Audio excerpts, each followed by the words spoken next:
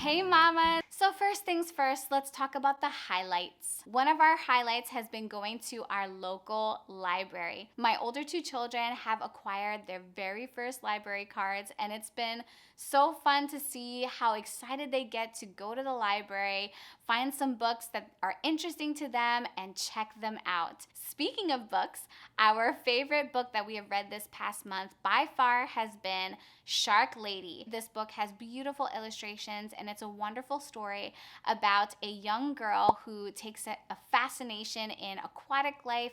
She enjoys going to aquariums and seeing all of the marine life. She starts to go snorkeling as a child, and just her passion and her interest in marine life grows and grows. As she gets older, she dives headfirst into her studies, hardcore, and she has to overcome a lot of obstacles along the way, including some prejudice against the fact that she's a woman and she's the only one in her program studying marine biology.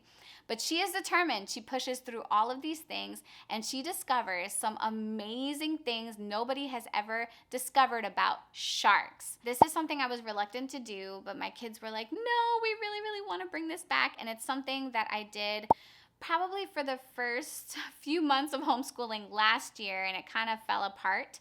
But it's something that I wanted to try again because they were really excited about it. This is the place where I keep a lot of things that the kids can refer to as they are studying things. So for my first grader, I have like numbers 1 to 100. I have the days of, or the months, all 12 of the months that she can practice tracing and writing, as well as a map and the map of the world, all of these types of different things.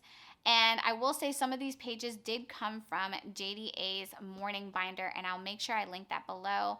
It's something that I really, really love because she has all of these things that the kids can refer to. Now, as far as our morning work goes, the first thing that the girls have enjoyed is their morning activities. This is something that I try to lay out the night before, mainly because my girls are the first two to wake up besides my husband, and I have been pulling a lot of late nights because I have been studying for really, really big exams. So it's nice to have this stuff kind of laid out for them.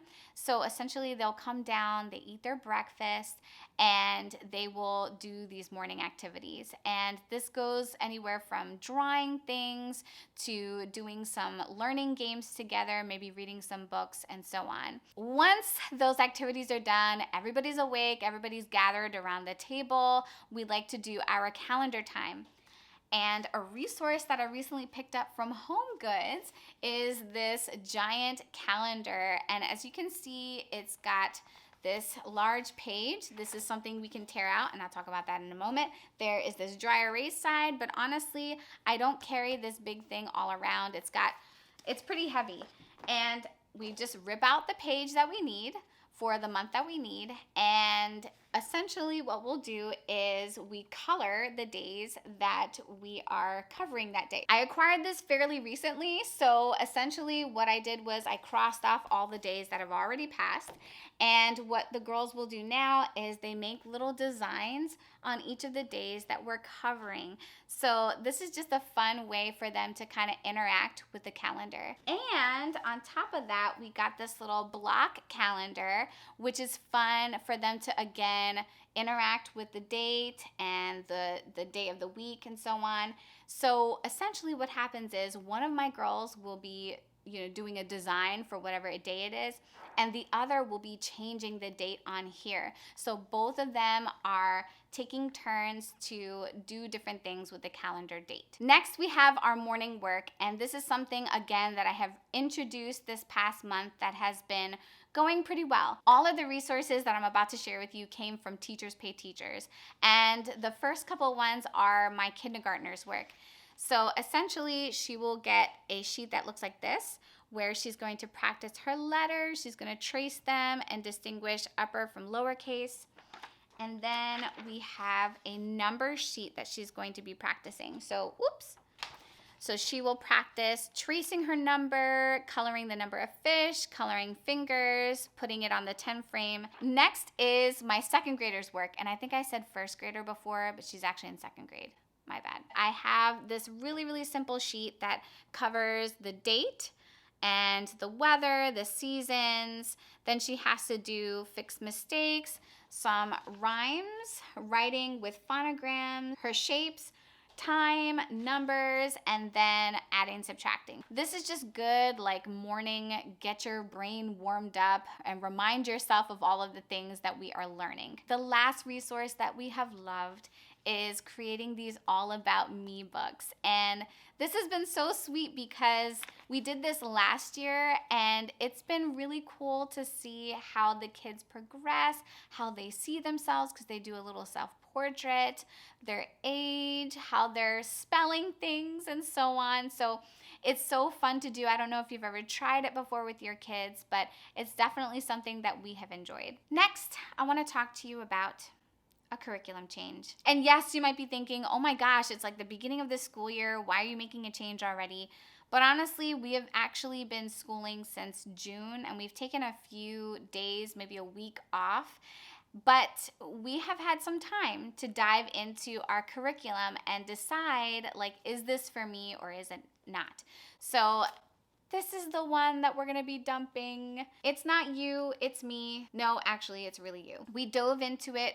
My daughter was excited about it. I was excited about it. Some of the first couple of lessons were really, really great, very engaging. They were nice and short. And then as we got more into the curriculum, it just started to be a little less engaging for my daughter. She was fidgeting a lot more. She wasn't really into the story that is in here that we had to read for comprehension. And it was also kind of confusing for me as her mother, the instructor. One of the things that I was not a fan of is the sight word ladders and how you were supposed to practice those. It's a nice concept. You essentially have to go through the sight words with your child, and as they master a sight word list, they color in an animal on a page. But the problem with this was that the little readers had sight words in them, and it didn't designate, like, practice this ladder so that your child can read this book. So my daughter was finding it very frustrating because she would be able to master a list, but then some of the words that were introduced in the books maybe didn't line up with the sight word ladder. So it was kind of confusing in that regard. And then the sequencing of how vowels were introduced was a little confusing. To me, it makes more sense to have a child really master word families and the short sounds of a word first, or even, start to look at the different sounds of a word. But when it comes to actually saying this is a vowel and it's short and it's long, I think it did that a little too soon for me. And it was also really annoying for my daughter. Like, it was something that was very boring for her to learn, and it just started to slowly unravel and fall apart. And I was like, oh man, I'm so sad. I'm so disappointed this didn't work out. What we wound up switching to, though, was logic of English. I think this reading curriculum has truly ruined me for all other reading curriculum. This is something that is a little bit more, actually way more interactive as far as the type of learners. So it involves kinesthetic, visual, oral, all the different, kinds of learning that you can do is wrapped up in one lesson. So that's kind of why I thought this would fit better. It was a lot more engaging. The sequencing of what was being taught makes a lot more sense to me and to her.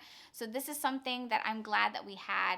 It's something that I actually purchased a little while ago, and I'm glad that I did. The other thing I want to address about the other curriculum is the fact that there's a lot of recent controversy around that. It's definitely not the reason why I am dumping it, but it is the reason why I am not going to be using the curriculum in the future. I personally don't like discussing these types of things online. It's very personal to me, and I enjoy having one-on-one conversations that are really meaningful around topics like this. So I just wanted to put that out there, that I am going to be moving forward in the way that I think is best for me and my family, and I completely and totally respect you in the ways that you choose curriculum and how you choose to move forward with things. Last but not least, let's talk about some lessons learned.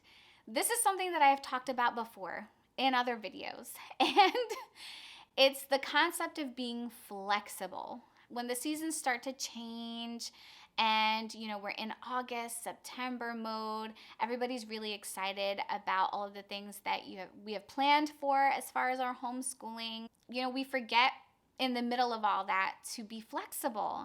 That's one of the beautiful things about homeschool is that we can be absolutely flexible with whatever life throws at us. As this season has been very crazy for me in terms of my academic responsibilities to study for this upcoming exam, I realized that certain things are more important than others, and that I need to remain flexible for my kids, for myself, and just for my family in general. That means, not being so over controlling about the way my house looks and, whether or not a chore gets done.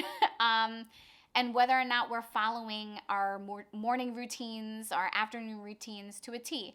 So that's something that I have really learned and am relearning and doing a little bit more of, is being flexible. Well, thank you so much for joining me today, mamas. I hope that you've enjoyed today's video. And if so, please be sure to give it a great big thumbs up, a like, and be sure to share it with someone else who might enjoy this content as well.